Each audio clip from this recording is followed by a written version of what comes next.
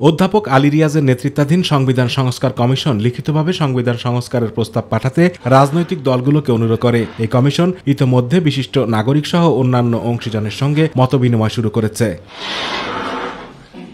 এরই ধারাবাহিকতায় সংবিধান সংস্কারের বিষয়ে গঠিত সংস্কার কমিশনের কাছে সকালে নিজেদের প্রস্তাবনা জমা দেয় বিএনপি। এ বিষয়ে নিজেদের অবস্থান তুলে ধরতে বিএনপির স্থায়ী কমিটির সদস্য সালাউদ্দিন আহমেদের নেতৃত্বে একটি প্রতিনিধি দল সংসদ ভবনে যান। তারা সংবিধান সংস্কার কমিশন প্রধান ডক্টর আলী রিয়াজের নেতৃত্বাধীন কমিটির সঙ্গে সাক্ষাৎ করেন আর বিএনপির নিজস্ব প্রস্তাবনা জমা দেন। পরে দলটির প্রস্তাবনার বিষয় ব্রিফিংয়ে সাংবাদিকদের জানান বিএনপি নেতা সালাউদ্দিন আহমেদ। তিনি বলেন, বিএনপির প্রস্তাবনায় ব্যালেন্স অফ পাওয়ারের কথা বলা হয়েছে। সংস্কার কমিটি সুপারিশ চূড়ান্ত করে সরকারকে দেবে, তারপর নির্বাচিত সরকারই সেসব সংশোধন করবে।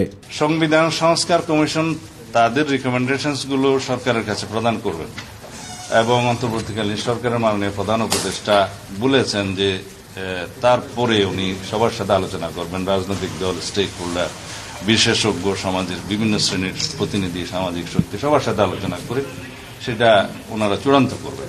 পরে কমিশন প্রধান আলী রিয়াজ বলেন, সংবিধান সংস্কারের কমিশনের পক্ষ থেকে আগামী সপ্তাহে সারা দেশে জরিপ করা হবে। গ্রাম থেকে শহর, তরুণ থেকে বৃদ্ধ সকলের মতামতই এখানে নেওয়া হবে। আমরা স্টেক হোল্ডারদের সাথে আলোচনাগুলো অব্যাহত রেখেছি। ইতিমধ্যে আরো কয়েকটি সংগঠনের সাথে আমরা কথা বলবো এবং কয়েকজন নেতৃস্থানীয় ব্যক্তির সাথে।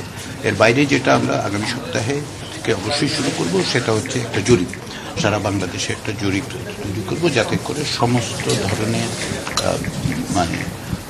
মানুষের মতগুলো আমরা পাই। যে ধরুন নগর এলাকার, গ্রাম এলাকার, বয়স্ক, তরুণ সকলে। তো এটাই হচ্ছে আমাদের কাজের অগ্রগতি হচ্ছে, আমরা আশাবাদী।